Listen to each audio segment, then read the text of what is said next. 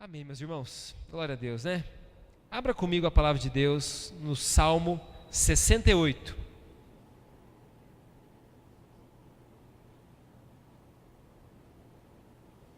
Salmos de número 68.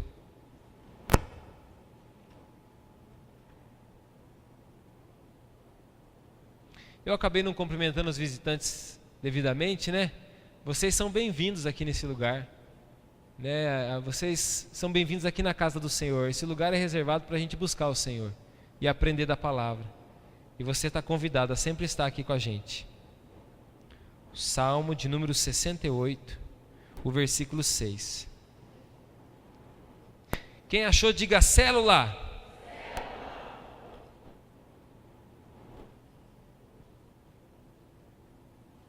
A Bíblia diz assim: Deus faz que o solitário more em família, tira os cativos para a prosperidade. Só os rebeldes habitam em terra estéril. Vou ler de novo. Deus faz que o solitário more em família, tira os cativos para a prosperidade. Só os rebeldes habitam em terra estéril. Eu quero que você abra comigo também em Gênesis. Gênesis é o primeiro livro da Bíblia. Gênesis capítulo 12.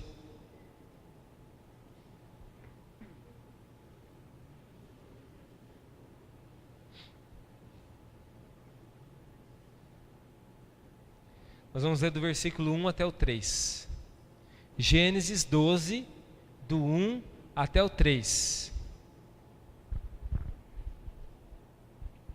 A palavra de Deus diz assim: Ora, disse o Senhor a Abraão: sai da tua terra, da tua parentela e da casa do teu pai, e vai para a terra que te mostrarei. De ti farei uma grande nação, e te abençoarei, e te engrandecerei o nome. Sê tu uma bênção. Abençoarei os que te abençoarem, e amaldiçoarei os que te amaldiçoarem.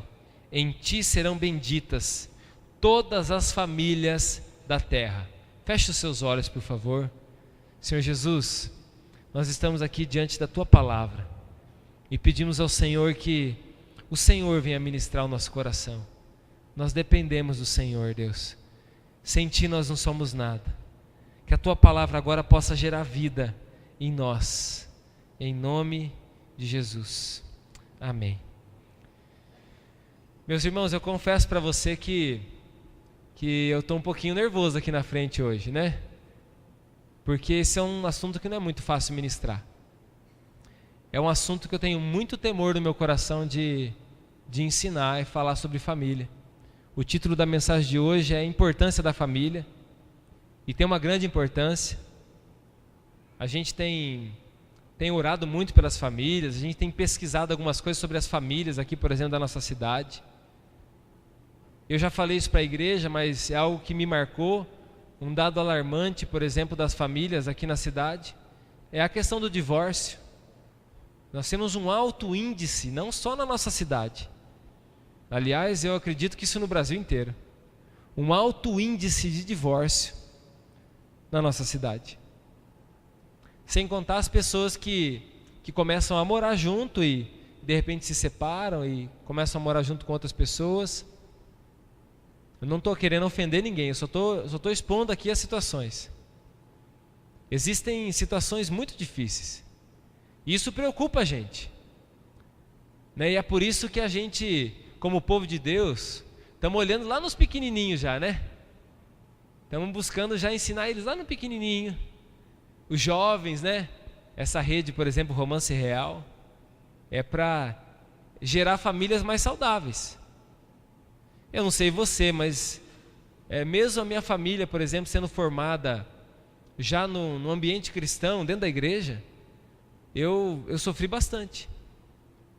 Eu sofri bastante, a gente sofreu bastante dentro do nosso relacionamento, e a gente sempre fala isso. Nós estamos juntos pela graça e misericórdia de Deus. Eu tenho um temor muito grande, um temor muito grande em olhar para a minha família, em olhar para a tua família, em vir aqui falar alguma coisa sobre família para você. né, na célula lá, ensinar alguma coisa, em orar por uma família, que seja uma mulher com filhos ou um pai com filhos, ou que seja um casal. Hoje em dia a família está tão diversificada, porque ela já foi tão abalada. Na verdade as famílias estão assim hoje, exceto por situações de naturais, né, que acontecem, como o caso de uma viuvez. Muitas famílias estão divididas e destroçadas, esfaceladas, porque não é só culpa nossa, não é só culpa sua, é culpa de muitas coisas que foram feitas antes de nós, coisas que vieram sendo feitas antes de nós, consequência após consequência, e aí chegamos nós. De repente você já nasceu numa situação difícil. Esse mês da família, até a Márcia lá deu glória a Deus essa semana lá em casa, falou assim: opa, esse mês da família aí, ó, podia ter todo mês, né? Todo mês, esse mês da família, a gente começa a se importar mais e se dedicar mais em casa. Esses dias eu passei uns panos lá em casa, lavei louça. O desafio era surpreender com algum ato de generosidade. Eu falei: meu Deus, o que eu vou fazer por essa abençoada? Eu tenho que planejar alguma coisa. Ela deu uma escapadinha, eu já peguei o rodo, já peguei o pano e já fui lavar uma louça, já passei um negócio cheiroso em casa para que ela percebesse também quando ela chegasse, né?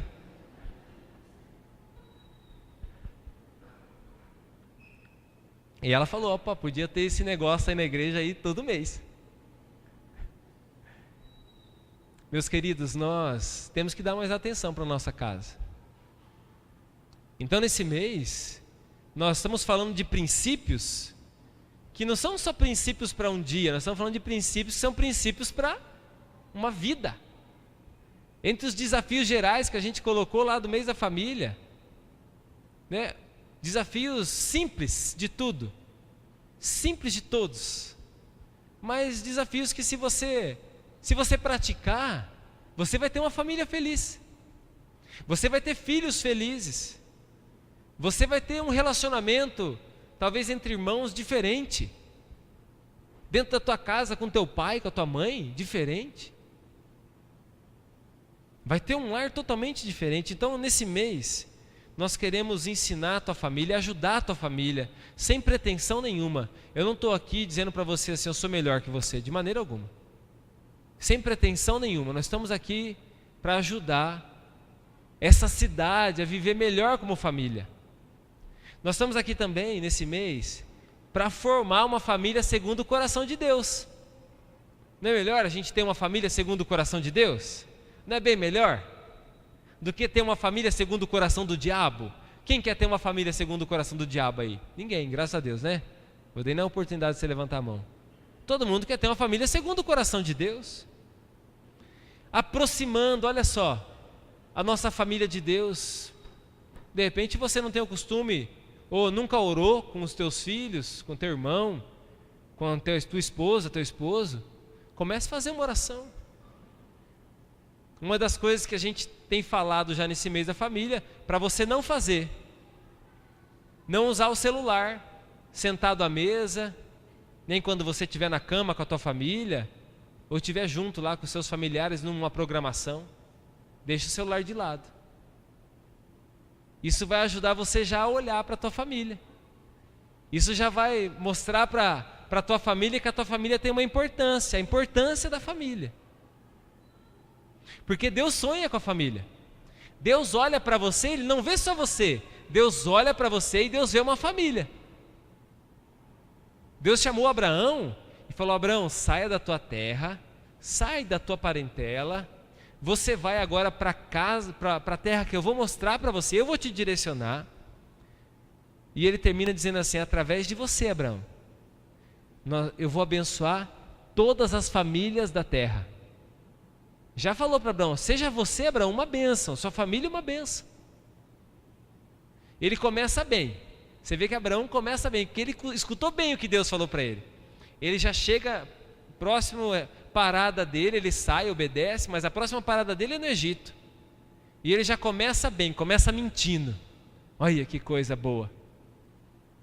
Já começa contando uma mentira, Quando ele chega lá, perguntam se Sara é a esposa dele. E ele fala, não é minha esposa não. Ele contou uma historinha lá. Porque ele tinha medo das pessoas matarem ele por Sara ser muito bonita. Se fosse hoje em dia, vai dizer se essa tua mulher não dava um pé do ouvido em você. Você falar que você não é esposo dela. Mas ele ainda saiu no lucro. E de Deus também, porque Deus teve misericórdia dele. Então, Deus sabe que Ele não está lidando com pessoas perfeitas. Está lidando com pessoas que vão aprendendo no meio do caminho. Então significa, meu querido, que você pode abençoar as famílias dessa cidade. E nós estamos aqui num movimento, talvez não tão grande ainda, mas um movimento poderoso, porque é um movimento forte em oração e direcionado pelo Espírito Santo, de restauração das famílias dessa cidade. Daqui a 2, 3 anos eu quero fazer uma nova pesquisa sobre as famílias dessa cidade. E eu tenho certeza que nós vamos encontrar índices diferentes. Eu tenho certeza que nós vamos encontrar famílias mais saudáveis. E uma dessas famílias mais saudáveis vai ser a sua. Talvez se você não estivesse na igreja, meu querido, a tua família já tinha até te desfacelado. Eu sou um que, se eu não tivesse me convertido, eu tenho certeza que eu e a Márcia não estaríamos mais juntos, se a gente não tivesse se convertido. Se não fosse o Senhor, se não fosse oração, se não fosse busca, se não fosse sabendo que o Espírito Santo estava com a gente. Talvez a sua família também seja uma dessa. E que bom que você está aqui hoje, para você entender a importância da família e começar também a trilhar os caminhos. Uma das coisas também que nesse mês a gente vai estar orando muito, é orando para quebrar as maldições que rodeiam as nossas casas. Há muitas maldições, coisas que a gente aprendeu, coisas que a gente, o inimigo, os demônios quer trazer para dentro do nosso lar. E a gente vai, em nome de Jesus, se posicionar e repreender todas essas maldições. E por fim, a gente vai aprender também a interceder pela nossa família. Nós não passamos aqui na igreja, mas muitas pessoas assistiram um filme chamado Quarto de Guerra. Se você não assistiu, você assiste esse mês. O Quarto de Guerra. Aliás, para a família tem muitos filmes bons. E esse é um deles. Nós precisamos aprender a interceder pela nossa família. Você é pai, você é mãe, você precisa aprender a interceder pelos teus filhos. Você precisa aprender a começar a orar e batalhar pela vida dos seus filhos. Ah, mas está tudo bem com eles. Mas mesmo assim, você tem que estar orando por eles constantemente. Orar pelos teus pais. Isso tem que ser um hábito na sua vida, de você interceder. Interceder pela tua esposa, pelo teu esposo. Interceder pela tua parentela, começar a criar esse hábito de oração. Hoje em dia as famílias estão assim, com a função de cada pessoa da família, tudo descaracterizado. A família sofreu muitos ataques há alguns anos atrás. Desde a Segunda Guerra Mundial, por exemplo, a família vem sofrendo muitos ataques, desestruturação. Se você não sabe, é a partir da década de 60, por exemplo, que a mulher saiu para o campo de trabalho. A mulher até essa época não trabalhava, mas devido à guerra ela teve que trabalhar, porque o marido morreu, teve que sustentar a casa. O marido foi para a guerra, sumiu, teve que trabalhar. Claro que a mulher não é culpada por isso, mas aí ela teve que sair para trabalhar e teve que deixar os filhos em casa, ou deixar o filho com alguém. E aí começou a desestruturar toda a família, tanto o esposo, aí chegou e já chegou num outro ambiente, e assim vindo. Interessante pensar sobre isso, que na Segunda Grande Guerra Mundial, depois do final dela, os homens que retornaram, por exemplo, lá para os Estados Unidos, falando daquela região lá que os principais soldados estavam lá, depois que eles voltaram da guerra, que eles fizeram os filhos, encontraram as suas esposas, aqueles que voltaram e se relacionaram e fizeram novos filhos, os filhos dessa geração é a geração que na década de 60 a 70, conhecida como a geração hippie. E aí o troço descambou de vez. Porque aí sim, sexo liberado, paz e amor, né? Sexo liberado, droga, coisa que começaram a se fincar mais ainda nas drogas. E faz sexo com um, faz sexo com o outro. E de repente, que bom, a minha parceira ali ficou grávida, a minha outra também. Olha lá, você pai, que legal. Você é um paizão. Ele está pensando assim, o pai que eu não tive, que estava na guerra. Você é um paizão, vai ser nada. Nem sabe ser pai. E essa geração se cresceu, piorou as enfermidades. E meus queridos, eu estou contando isso aí para você porque nós somos fruto de tudo isso aí. E aí a geração desses aí, que cresceram, lá na década de 90 mais ou menos, começaram a ter filho também. E aí vem vindo. Talvez você está falando assim, mas pastor, eu nasci na roça. Eu nasci lá, no buraco, lá não sei da onde, não tinha nem luz elétrica. Mas meus queridos, isso aí tem chegado e influenciado. É tão importante a família, mas a gente esquece disso. Às vezes a gente pensa que importante é o trabalho, importante é o dinheiro, é o bem material. Às vezes a gente pensa, não, importante é eu poder dar alguma coisa para o meu filho. E esquece de dar o que você mais tem que dar. E aí o filho cresce também com essa mesma cabeça, não respeita pai, não respeita mãe. E nós precisamos se mover, porque não é isso que Deus deseja.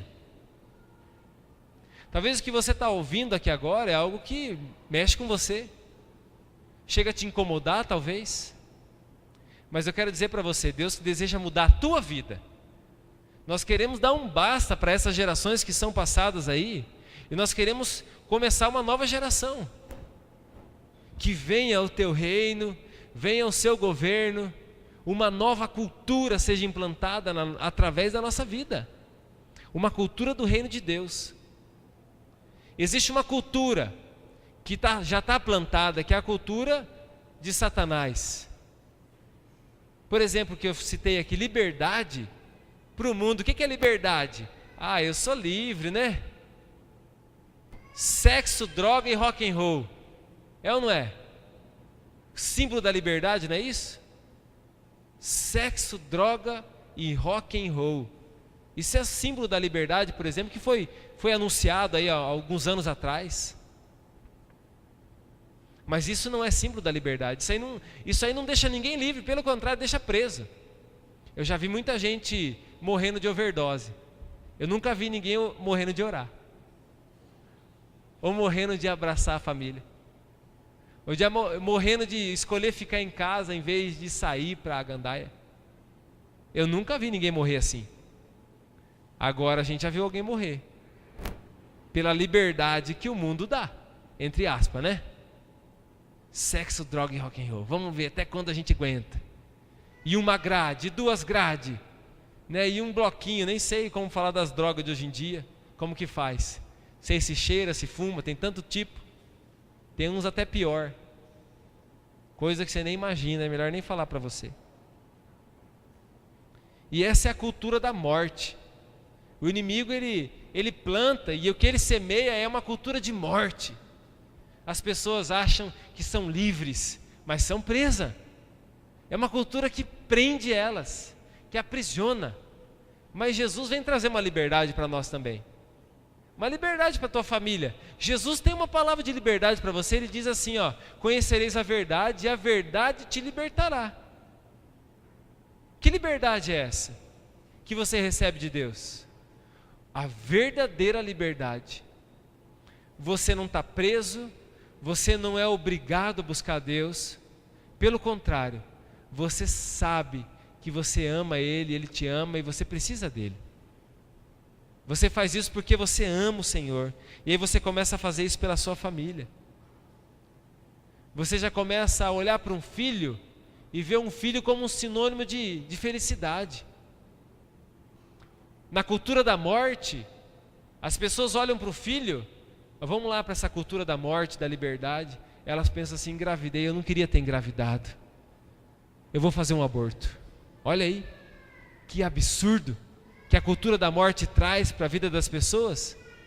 Fazer um aborto, um assassinato, um negócio que não é o que Deus sonhou.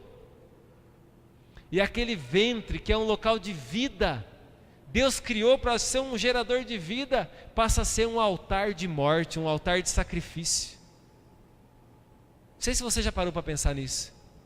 As pessoas pensam assim: estou me livrando de um problema. Eu tinha um amigo, tenho um amigo, ele é vivo ainda, que ele sobreviveu a um aborto. A mãe dele tentou abortar ele, e ele sobreviveu. Sobrevive, ainda são com marcas piores sobre a vida dele. Parece que cresce aquela rejeição no coração, pensando: olha, quem deveria me amar me rejeitou. E a cultura da morte, se não entra Jesus nesse coração, continua a ser anunciada e continua a ser propagada. Eu estou usando um exemplo só, meu querido, mas tem muitos para dizer para você. Tem vários outros fatores para dizer para você que a tua família é importante e que nós precisamos se unir e fazer alguma coisa. Agora, só para fechar essa conversa do aborto, Jesus entra no coração das pessoas, Jesus vem e interfere na sua vida, porque você permitiu. E até uma dessas pessoas, por exemplo, esse amigo que eu citei hoje, esse meu amigo, ele é pastor, ele fala de vida, no coração dele já não tem mais rejeição, no coração dele já não tem mais dor, o coração dele agora é curado. E ele já tem filhos já, a vida dele é totalmente diferente, a história dele mudou, porque Jesus vem para mudar a nossa história, Jesus vem para mudar a nossa vida. Jesus vem para mostrar a importância da nossa família e a gente começar então a mudar a nossa história. Não importa qual a idade que você tem, mas você, através de Jesus, pode mudar a tua história. É você responsável pela tua história. Você é o responsável por mudar a tua história e entregar a tua vida para Jesus. Aí talvez você está pensando assim: mas eu não tenho esse tipo de problema, eu não tenho esse tipo, na minha vida isso não acontece. A Bíblia fala de um homem chamado Naamã. Lá em Reis, fala de um homem, era um general, muito importante, um comandante de guerra, muito bem visto, pessoa que todo mundo quando passava, né? Ó, continência. Mas ele tinha um probleminha. Apesar de que as pessoas viam ele tudo muito certinho, ele tinha um probleminha. Ele tinha lepra. A lepra era uma AIDS da época. Era um negócio que era contagioso também, e na armadura dele ficava escondidinho, ninguém via que ele tinha lepra. A lepra ela é contagiosa também, se chama hoje em dia hanseníase, já tem tratamento, mas naquela época não tinha. A solução para um leproso era assim: está leproso? Canela, meu filho, você não vai morar aqui com nós não, vai morar na rua. E não é na rua da nossa cidade não, é no deserto, porque aqui nós não queremos você. Não importa se é general, se é comandante, o que é, meu filho. Ele era importante, todo mundo via ele bem, está tudo certinho com aquele camarada lá. Mas dentro dele havia uma lepra. E hoje eu olho para as famílias, e eu vejo as famílias igual o Naamã. Parece que está tudo bem, parece que está tudo certo, mas às vezes lá dentro tem escondidinho, né, uma lepra. Está lá, tira uma foto, um selfie com a família, mostra a alegria, mostra a felicidade, vai fazer aquela viagem, tira foto de uma viagem, mostrando, mas dentro do coração tem uma lepra. Dentro do coração tem algo que está impedindo essa família de crescer. Muitos estão escondidos como Naamã. Mas a Bíblia fala também de uma outra pessoa chamada Raabe. Raabe era uma mulher que era uma improvável de tudo. Ela não era importante, ela não vinha de uma família bem requisitada ou benquista, mas Raabe era uma mulher que, apesar dos seus problemas, escolheu ter uma vida diferente. Ela buscou o Senhor. Lá em Josué capítulo 2 conta a história dela. Ela buscou o Senhor, ela era uma prostituta, mas ela se entregou para o Senhor, e ela apenas fez um pedido, que a família dela também fosse salva diante daquela situação. E a família dela foi salva daquele ambiente de guerra, ela foi poupada e a família, e através da vida dela, toda a família dela começou a buscar o Senhor. Olha só, talvez não era uma pessoa que todo mundo gostava, né? Dependendo, algumas pessoas talvez até gostavam. Mas ela teve uma atitude de honra, uma atitude de mudança, uma atitude de transformação. Eu falei para você aqui muitas coisas ruins sobre a família, mas você pode ter uma atitude de mudança, de honra a respeito da tua família. Você pode ter uma atitude como a de Raabe, porque Deus olha para a tua família. Deus olha para a tua casa. Deus olha para o teu lar. A Bíblia tem um versículo muito interessante, a gente usa muito ele. Quando Paulo salva lá um carcereiro, ele se entrega para Jesus, e esse carcereiro recebe uma palavra de Paulo falando assim para ele: crê no Senhor Jesus e serás salvo tu e a tua casa. E muitas pessoas têm recebido essa palavra para si mesmo. Eu também sou uma dessas. E eu declaro, eu creio no Senhor Jesus e toda a minha casa vai ser salva. Mas quando a gente declara isso, quando a gente lê esse versículo e fala assim, eu tomo posse para a minha vida também, nós não estamos falando ao vento. Eu creio no Senhor Jesus e será salvo eu e minha casa, vai ser salva a minha casa, vai ser transformada a minha casa, mas eu chego em casa, eu sou ainda briguento, né? É uma mulher briguenta, é um homem briguento. Mas como que vai ser salva a casa? Jesus quer salvar a tua casa, mas você não dá testemunho. Não, o filho quer salvar, quer trazer a salvação para a vida dos pais, a transformação do seu lar, quer restaurar o seu pai, sua mãe. Gostaria tanto que seu pai e sua mãe estivessem aqui sentado na igreja, ou estivessem na célula, estivessem recebendo o Senhor. Essa palavra também é para essa família. Crê no Senhor Jesus, será salvo tu e a tua casa. Mas daí o filho não estuda, não vai bem na escola, deixa o pai nervoso, deixa a mãe nervosa. O filho não respeita, desonra, responde, mas vai orar na igreja. Não estou falando que o problema é ir orar na igreja, o problema é não dar testemunho dentro de casa. Como que essa palavra vai se cumprir na sua casa? É um milagre mesmo, se cumprir. É um milagre. Então, meus queridos, a família é importante. Talvez a história da nossa família não seja melhor. Talvez eu e você aqui somos como o exército de Davi.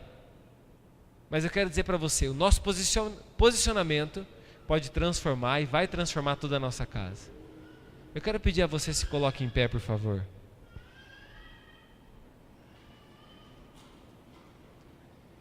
Hoje eu quero convidar você a tirar as tuas máscaras. Eu quero convidar você a reconhecer que você precisa do Senhor dentro da tua casa. Quero convidar você a se posicionar diante daquilo que você sabe que está prejudicando a tua família. Eu não preciso falar para você o que está prejudicando a tua família. Você já sabe o que está prejudicando. E se você não sabe, pergunta para as pessoas que estão próximas de você. Eles vão falar para você.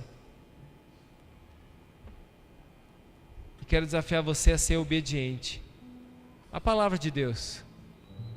Raabe foi obediente. Isso mudou a vida dela.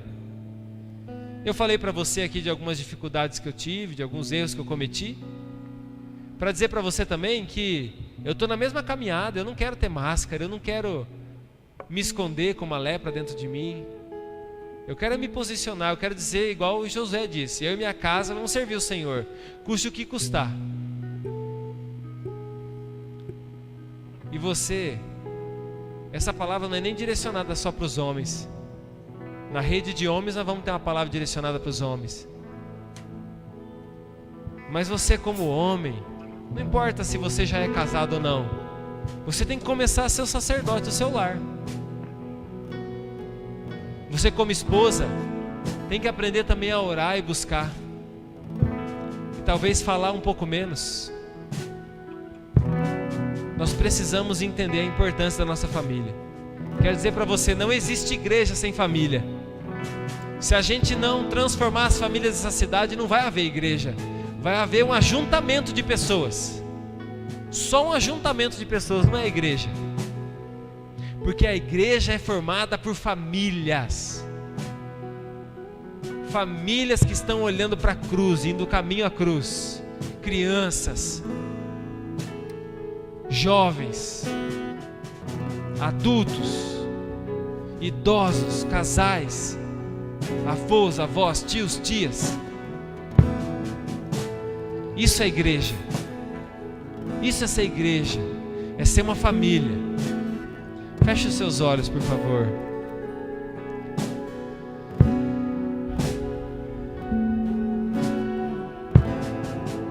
Pensa na sua família agora.